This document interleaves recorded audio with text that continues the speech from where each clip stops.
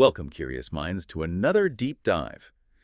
Today, we're exploring a critical industry through the lens of the 2024 annual report from Brookdale Senior Living, Inc. Right. Now, an annual report, I know it might sound a bit dry, maybe dense, but trust us, it's actually a direct line to understanding a sector that impacts millions. Absolutely. Yeah, our mission today is really to distill the most important insights from this pretty comprehensive document. You'll get a quick but thorough understanding of where Brookdale stands, its strategies, and the broader landscape of senior living, and we'll uncover some genuinely surprising facts along the way. We're going to unpack their progress in 2024, look at their strategic priorities, and how they're positioning themselves to capitalize on these major demographic shifts we hear so much about. So what does this all really mean for the future of senior care, and why should you be paying attention to this particular report? Let's get started. Okay, so to kick things off, who exactly is Brookdale Senior Living? The report gives us a pretty clear sense of their core identity right from the start. Yeah, their mission statement is quite powerful, actually. It says, enriching the lives of those we serve with compassion, respect, excellence, and integrity. And their vision is, well, ambitious, to be the nation's first choice in senior living. They even list these cornerstones, things like more than a job, a passion, have fun and celebrate life every day, and doing the right thing takes courage. Inspiring stuff. But okay, how substantial are they, practically speaking? How big? That's a really crucial question, about their market footprint. The report identifies them as the nation's premier operator of senior living communities. And get this, the #1 largest provider of senior living in the U.S. Number one largest, wow. Yeah. As of December 31st, 2024, they operate about 650 communities. That's across 41 states, serving around 58,000 residents and employing roughly 36,000 associates. So big scale. That scale certainly stands out. And what's particularly striking, I thought, was their community mix. Over 70% of their units are dedicated to assisted living and memory care. How does that compare to the rest of the industry, and what's the strategic thinking there? Well, if we connect this to the bigger picture, most of the senior living industry actually leans more towards independent living. So Brookdale's concentration in these needs-based offerings, assisted living, memory care, that's a pretty significant strategic advantage. Yeah. They actually note this positions them for greater upside based on the baby boomer demographic in 2025 and future years. Especially since residents in these segments, they typically have a move-in age that's nearly 2 years higher. Ah, interesting. So this focus on higher acuity care, it isn't just about, current market share. It shows some real foresight into the next wave of demand where the need is most acute and often where the revenue per resident is higher too. Right. Oh, and also really important to note, 94% of their revenue comes from private pay sources. 94%. Yeah, which means they're much less exposed to the pressures of public reimbursement like Medicare or Medicaid changes. Got it. Okay, so the report frames 2024 as a year of meaningful progress and steady execution. What were some of the standout achievements from their point of view? Financially, yeah, they definitely highlighted some wins. They boosted profitable occupancy and RevPAR, that's revenue per available room. Basically shows how efficiently they're filling and pricing their units. Okay. They also delivered strong growth in adjusted EBITDA, which is, the core operational profit, essentially. Increased it by 15.1% to nearly $386.2 million in 2024. That's a solid jump. Definitely. And they materially improved adjusted free cash flow. Plus, they significantly strengthened their financial position. They did this by refinancing a substantial amount of long-term debt, pushing major maturity dates out to 2027. Great, buying time. Exactly, and eliminating all their 2025 maturities altogether. They also detail converting 41 properties from leased to owned and renegotiating an unfavorable lease. Sounds like a lot of strategic portfolio management, kind of optimizing their assets. Yeah, optimizing the portfolio. But beyond the balance sheet, what about the actual living experience for the residents? Were there any, notable enhancements there? Good question. Indeed, there were. They hired a new head chef last year, and they've got a strategic roadmap aimed at enhancing dining quality, making meals, a truly memorable experience. That's important. Absolutely. And here's something really compelling regarding resident well-being. Their innovative Brookdale Health Plus program, It actually won a 2024 Argentum Best of the Best award. It's described as a community-based, proactive care coordination program. A proactive care program. Okay, that sounds impactful. Hmm. What were the measurable outcomes they reported for residents? Well, an independent third party looked into it, then they found some pretty impressive outcomes for the Health Plus residents compared to similar folks living in private homes. Like what? Like an 80% fewer urgent care visits and 66% fewer hospitalizations. Wow, 80% fewer urgent care. That's huge. It really is. And they also saw a 61% higher annual wellness visit completion rate. So they expanded this program to 80 additional communities in 2024, and they plan further expansion to nearly 190 communities by the end of 2025. Those are definitely significant outcomes. That's a powerful impact on quality of life, no question. What about specialized care, particularly for conditions like dementia? Yeah, good point. Their Clarebridge Alzheimer's and Dementia Care Training was certified by the Alzheimer's Association in 2024. That recognizes its evidence-based, person-centered approach. Okay. And they leverage this expertise to expand a professional referral targeting program, specifically supporting growth in their memory care occupancy. So tying expertise directly to filling those specific units. Smart. Exactly. And beyond these specific programs, how was there sort of overall recognition within the industry during 2024?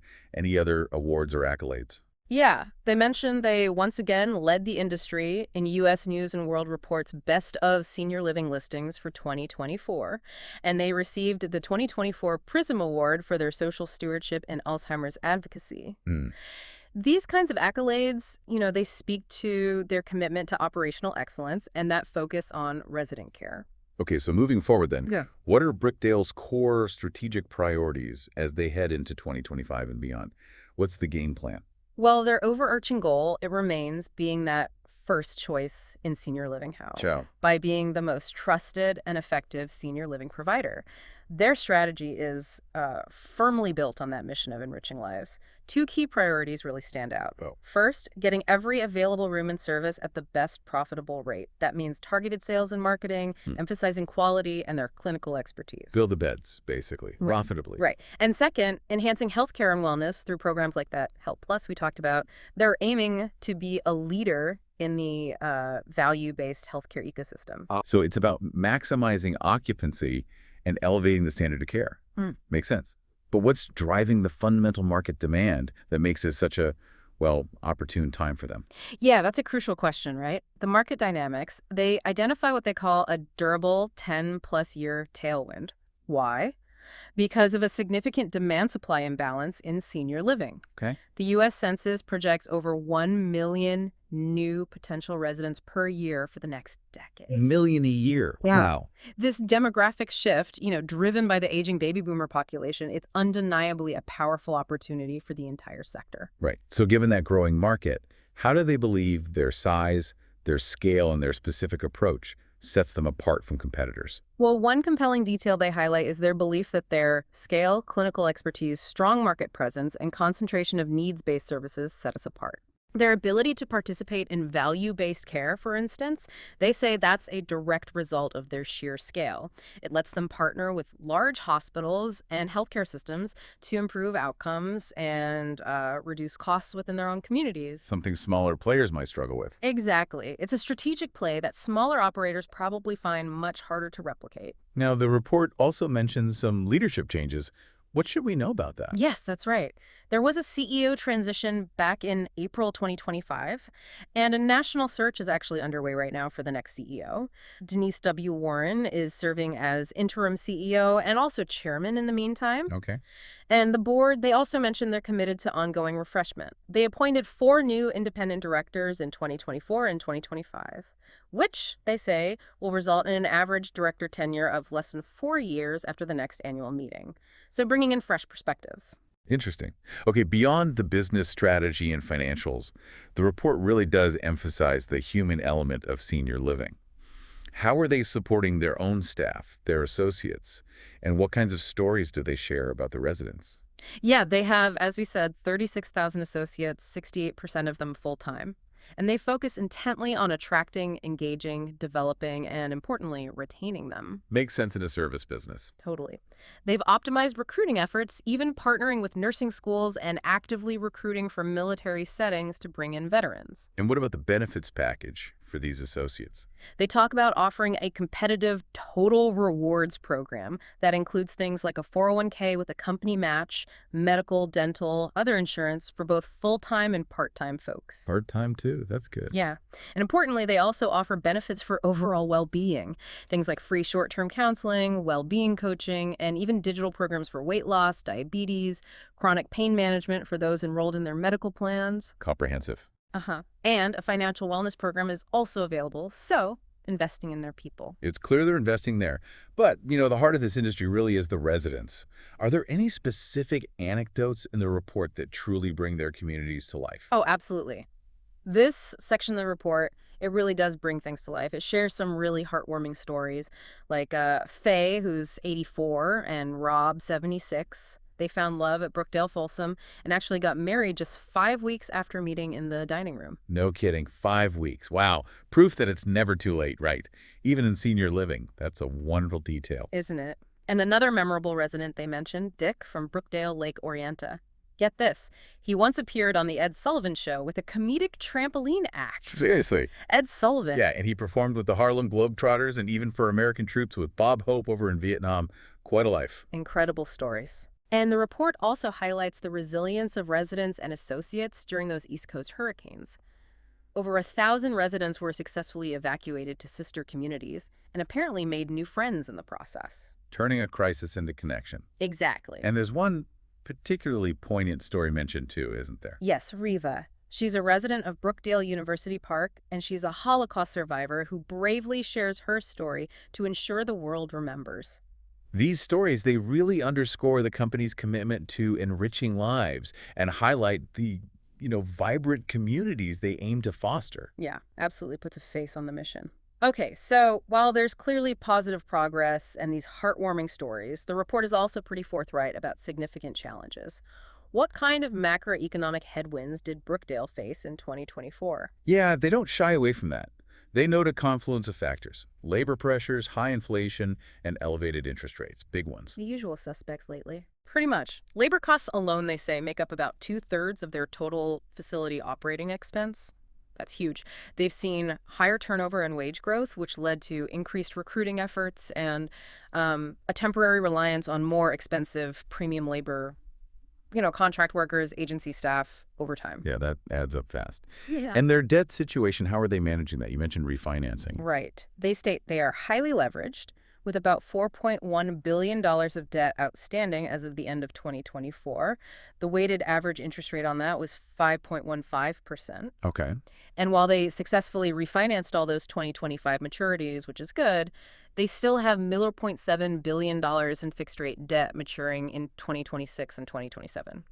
And that might need to be refinanced at higher rates given where market interest rates have been going. So it's constant balancing act. I was watching those rates. Now, an interesting observation from the report is how the industry historically has responded to the sort of ebb and flow of demand and supply. Can you elaborate on that a bit? Yeah, it's interesting context. If we connect this to the bigger picture, the report notes that actually before COVID-19, the industry faced an oversupply problem from too much new construction. Right. I remember hearing about that. Then the pandemic hit, causing significant drops in occupancy. It hit a record low in the first quarter of 2021. Ouch. Big ouch. However, since then, occupancy has actually rebounded back to pre-pandemic levels. Why? Increased demand, as we discussed, but also, notably, decreased new construction starts. And that slowdown in building is influenced by those same macroeconomic factors: higher construction costs, higher interest rates making financing harder. It's a dynamic equilibrium. Fascinating how those forces interact. Okay, what about the regulatory environment? It sounds incredibly complex for a company operating across 41 states. Oh, it absolutely is. They emphasize the industry faces an intensifying regulatory environment. Federal, state, local officials all involved. It covers everything from licensure and consumer protection rules to fire safety codes and, of course, privacy regulations. A lot to track. A ton. They highlight that unannounced surveys and inspections are common, and while they say most deficiencies get resolved, non-compliance could lead to severe penalties, fines, even license suspension in worst-case scenarios. High stakes. And what stands out to you in terms of specific regulatory pressures that affect their day-to-day operations? Well, one example they mention is a Florida law from 2018. It requires skilled nursing homes and assisted living communities there to have backup generators and enough fuel for power outages. Makes sense, especially in Florida. Right. but compliance with regulations like that can incur substantial costs, obviously. They also highlight Medicare and Medicaid reimbursements, which, remember, are a smaller slice for them, about 4.8% of resident fees. Okay. But those are still subject to frequent changes, audits, investigations. So even though the bulk of their revenue is private pay, minimizing some of that direct exposure, it's still a factor they have to manage carefully. Got it. Beyond regulations and finances, what are some of the broader risks they discuss that could potentially impact their operations? They outline several significant ones. Dependency of their revenue on seniors' ability to actually afford the fees, especially if there's an economic downturn. That's a big one. Naturally. Their geographic concentration being heavily weighted in states like California, Florida, and Texas makes them more vulnerable to localized economic shifts, state-specific regulatory changes, or even natural disasters in those areas. Yeah, geographic risk. Uh-huh. They also mention inherent risks like resident agreement terminations. Many agreements allow residents to leave with just 30 days notice. That creates occupancy uncertainty, plus cybersecurity threats, which are everywhere now, and the complexities of implementing a big new enterprise resource planning system. An ERP system, that's a major undertaking. Those ERP implementations can be tricky. Definitely. Oh, and completing planned capital expenditures on time and budget. And they even acknowledge the potential impact of activist stockholders, which can always add another layer of complexity and pressure. Right. So, okay, despite all the progress we talked about earlier, they're clearly very aware of these ongoing challenges. How did these combined factors ultimately impact their 2024 financial performance overall? What was the bottom line? Well, they did report a net loss of about $202 million in 2024. That's $201.994 million, Oh, technically. the loss. Okay. Yeah, slightly higher than the loss in 2023, which was around $189 million. But their adjusted EBITDA showed that strong growth we discussed earlier. So core operations improved. Got it. Different metrics telling slightly different stories. Exactly. Resident fees were up 4.0% to nearly $3 billion, $2.97 billion. And overall, their weighted average occupancy increased by 120 basis points, reaching 78.7%. So more residents paying slightly more. Pretty much. RevTAR was up 5.8%, and RevPUR, that's revenue per occupied room, was up 4.1%. And this occupancy recovery, they attribute it largely to specific initiatives they launched to rebuild occupancy lost during the pandemic. So strategic efforts paying off there. Okay. And what about the cost side of the equation, expenses? Facility operating expenses increased by 2.5%. General and administrative expenses were also up, partly due to a $7 million charge related to some pending class action litigation. Ah, litigation costs. Yeah. However, their liquidity, their available cash and credit, remains strong. They had $389.3 million in liquidity at the end of 2024. That's well above their minimum required covenant level of $130 million. So they have buffer. They have buffer.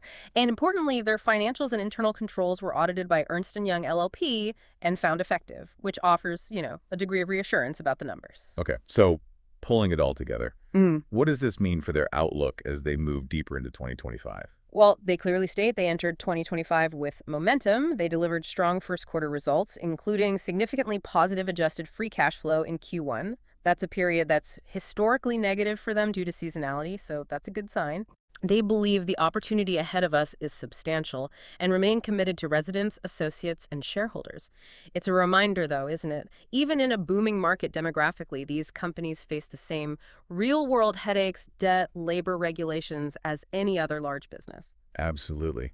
Wow, that was truly an insightful look at Brookdale Senior Living's 2024. We've seen a company on a clear mission, leveraging at significant scale in these specialized care models like Health Plus, all while navigating a really complex, highly regulated environment and showing, significant operational and financial improvement despite the headwinds. Indeed, yeah. The report paints a picture of a company that's actively adapting to market shifts, diligently managing a large amount of debt, and investing in both its physical infrastructure and, crucially, its people. All while, as we saw, emphasizing those individual stories of connection and resilience within its communities, which is key. So what does this all mean for you listening in? Well, understanding the dynamics of a major player like Brookdale provides really crucial insight into a sector that's only going to grow in importance as our population ages. That's undeniable. And given the needs highlighted in this deep dive, it raises an important question, I think. Something for you to mull over. What innovative models or community features might be the next Brookdale Health Plus. What's the next thing that could truly transform senior living? Not just in terms of the clinical care, but in creating genuinely vibrant, accessible communities for all seniors, maybe regardless of their financial resources. That's the bigger challenge, perhaps. A great question to ponder. Definitely something to think about. Thank you for joining us on this deep dive. Until next time, keep learning and stay curious.